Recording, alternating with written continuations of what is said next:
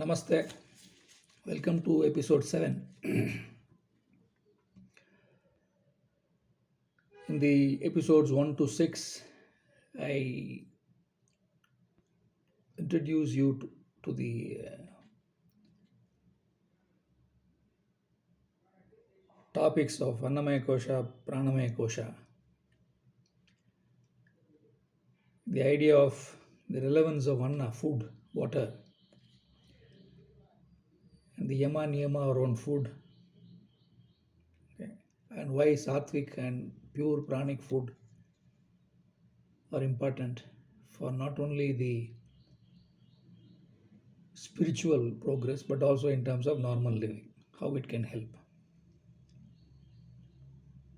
And when I talked about it from the ancient language of Vedanta, I also introduced the Ashtanga Yoga. Essentially, we started with Ashtanga Yoga and connected Vedanta to that. And we brought in cellular biology there. Okay. And one of the benchmarks of a perfect yogic body, we said, was your ability to live without water and food. That means you don't require, there is no urge to have water and food for you to live. The body in its perfect yogic state can live with energies or shakti or life forces that it is around you, can take it and then live through that. You don't require food and water. And if that is a perfect state of wellness, then we also said that if you are eating food and water, which means that you are not in a perfect state of wellness. You may be in some state of wellness, but not in perfect state of wellness, and therefore it is classified as vyadi. Therefore, food and water is treated as aushadhi, which is medicine. That's about the Annamaya Kosha. And if you understood that, that's good enough. Then we said, let us look at the cellular biology if you have to understand the Pranamaya Kosha. And in that, apart from cellular content, we talked about the intracellular pathways, channels, conduits, pipes, the nadis, the gap between the cells, and how they play an important system in terms of the ability to feed the life forces from outside to inside and to through the system so that you can move towards the perfect yogic body. Okay. That is prana. Prana is the life force. Okay. The role of the intercellular gaps, which can together form a pipe, a conduit, the nadi. We said nadi is different from the nerves. Okay. And we also said that the nadis are not empty spaces and there are minute, there can be clogging not necessarily in terms of very solid stuff but very very abstract subtle stuff. We also said vacuum energy is not vacuum space is not vacuum. It has some very minute small scale energy to the extent of 10 to the power minus 32 something. Okay. So in the same way the intercellular space has got something and that has to be completely declogged. Okay, but that is what we call as nadi shuddhi, declogging that. And then you also said not only you need to declog, you have to rearrange the nadi so that the flows or to your requirement, the requirement of the body. And those flows of the prana from outside moving in and out, not through the breathing process, but through the natural flows of the open-ended nadis on both sides. Okay, all nadis, 72,000 nadis getting open. And if prana is flowing, okay, and we said 5 classes of types of flow. Prana, which is flowing, typically upwards. That's why you are alive. Then apana, which is going down. Vyana is moving all over. Okay. Udana is specific movement upwards. Okay. And samana is balance. Okay. And we said Samana is not mass balance. It's not, we are not talking about body balance like you got if you are 80 kgs person, this 40 kgs here, 40 kgs here. We are not talking about that. That is very gross level. We are talking about subtle level of nadis, the flow in the nadis being balanced. And the nadi we said was something like nanometer scale diameter. Okay, as the scriptures would say, if you take a hair, if you split it in 1,000 parts, that one part is the width of the nadi. Okay, and it has to be balanced, and that balance is very important as far as the spiritual progress is concerned. And we also said prana typically has to flow outside, flow upwards. Okay, so if it moves from bottom to top, okay, then you are moving towards that perfect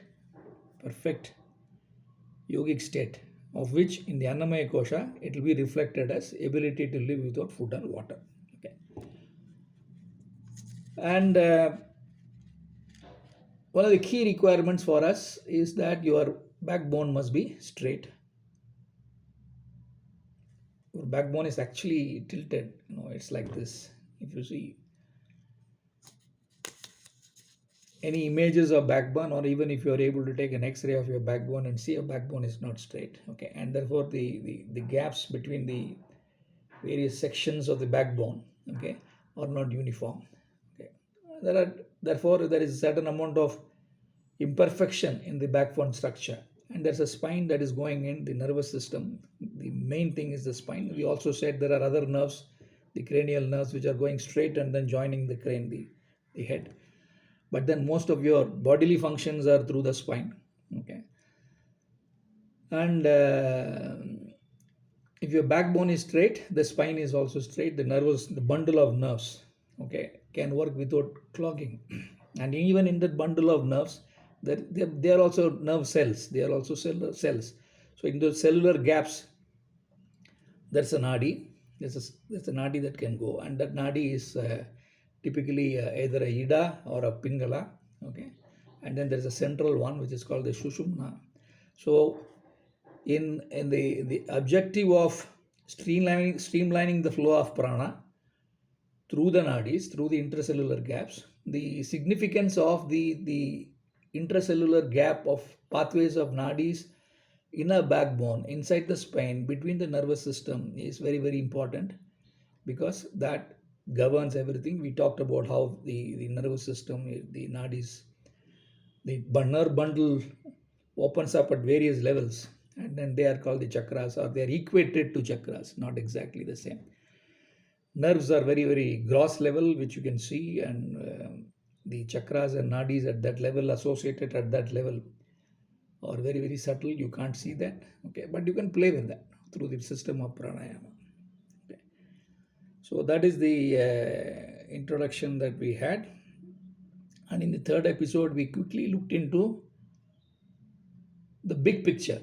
How does it help in terms of spiritual process, where we say that the movement from the lowermost chakra to the highermost chakra, and this opening that you have here, Brindarandra, if you are able to align it and then make it move up, then it's moksha. Okay. Okay.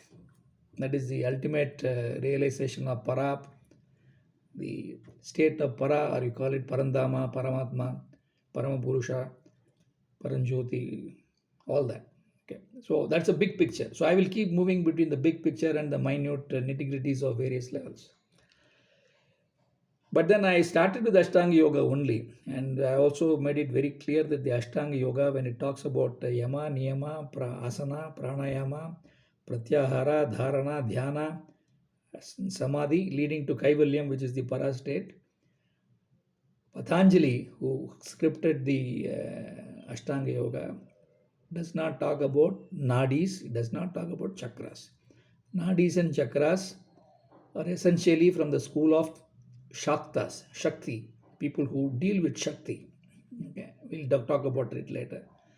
Shakti is, you can call it force, you can call it power, you can call it an intelligent force, all that. Okay. So Shakti is beyond. Shakti is not same as Balam. Balam is strength. Shakti is a little more subtle, little more philosophical. Okay, it can be a little more even cosmological in that sense. Okay, So therefore, we need to look at balam, which is strength, as different from shakti. Shakti is more of force.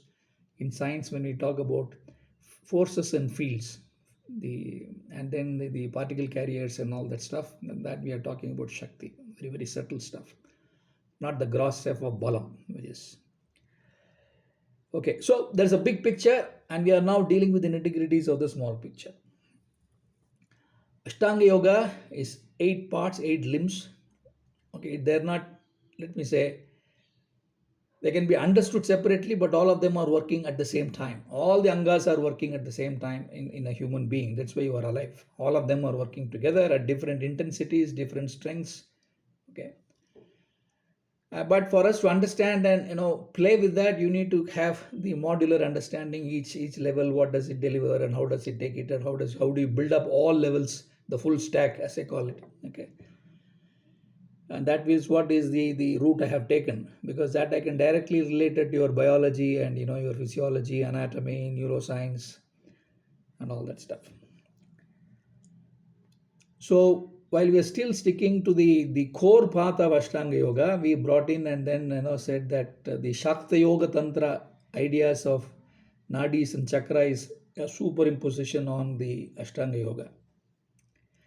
We also said that the Vedantic Panchakosha model, which is Annamaya Kosha, Pranamaya Kosha, Manomaya Kosha, Vijnanamaya Kosha, and Anandamaya Kosha, can also be a superimposition on the Ashtanga Yoga model.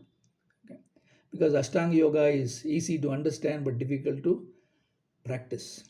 Whereas other modes, Shakta Marga is little better. Vedanta is just knowing. I mean, you just have to know. You don't have to, because ultimately Vedanta's objective is different.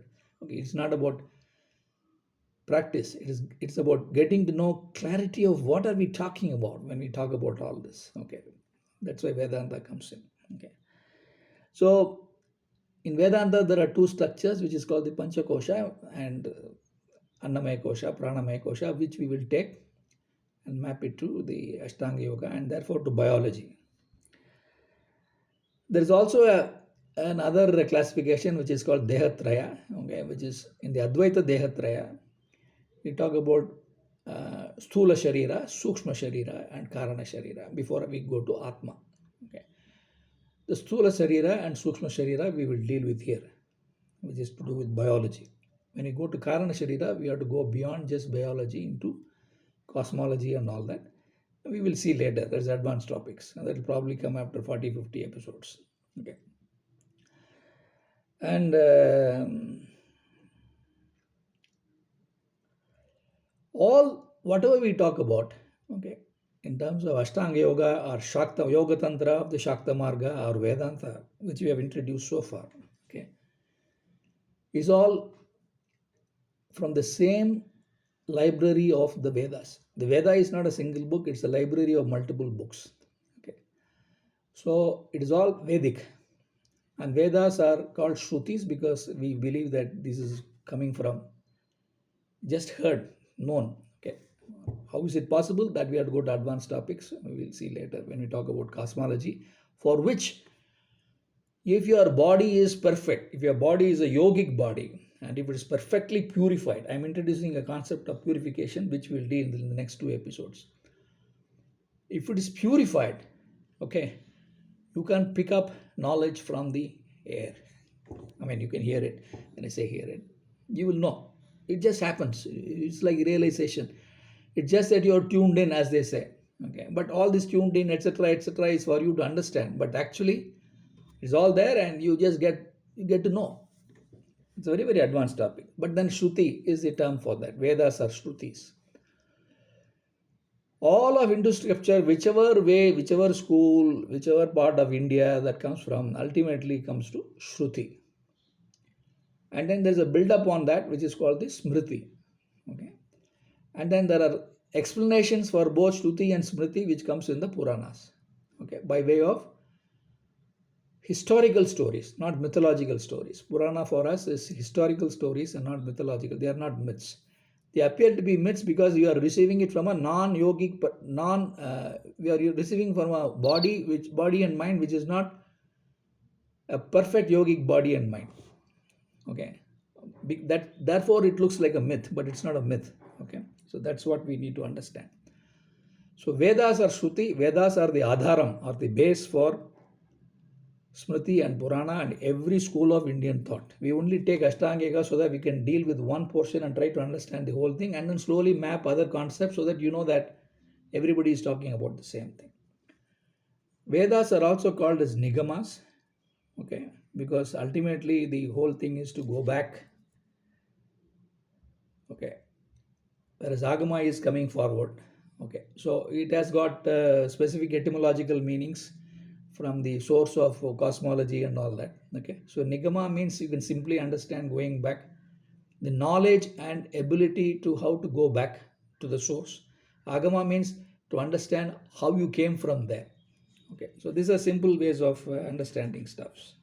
Okay, so that is the a quick consolidative narrative on the first 6 episodes in terms of what we did. Okay, and now we will get into the next step. We'll go forward on this, and we will introduce three concepts. One is called the Bhuta Shuddhi, second is called the Nadi Shuddhi, and the third is called the Chit, consciousness or Brahman. Okay, so if you want to get a yogic perfection in terms of body mind, okay, it depends on what is your starting position today and what do you do with that, with your body and mind, and how do you do it, what kind of skills do you have, okay, and what is the goal. Is your goal only wellness? Then you can do a few things. You can still simply stick to hatha yoga, asana, pranayama, and then you will get the wellness. You would go to the ultimate stuff of going back to the source when you are still in the body, okay, then that's called the spiritual journey, or the evolution of moving up, okay, for which you require, that's a different goal, and for which you require a different skill. The basic skill is same, but you require advanced skills to do that. Okay, so the whole thing of what you are doing in Ashtanga Yoga is a re-engineering process, if you use a modern terminology. Okay, so, or you can even say it's a reconfiguring yourself, alignment, as they say. Some people use the word alignment, some people use the word re-engineering, some people use the word perfection, some people use the word purification.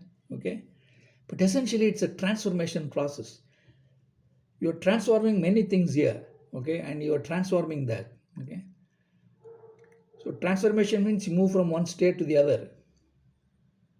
There's a change process that is happening there. Okay, but the change is so drastic, it is called transformation. It's not simple changes that you are doing there. Okay, but then if you're moving towards the goal, or whatever goal you are doing, then you can also call it as a self development process. You are developing your own self. Okay, if you are not goal oriented, the changes do happen. Okay, it may not be a transformation. The changes will, yeah, one day you will feel like that, the other day you will feel like that. You will not be able to explain why it happened, because you don't know how it is, what is the goal and how it is connected to the goal. Okay, so if it is goal oriented and you have the complete knowledge of how it works, how to make it work, how to make it move, okay, then it becomes a self development process. Okay, and the self development process, as somebody says, is so transformatory, we call it a self evolution process. That's all. These are all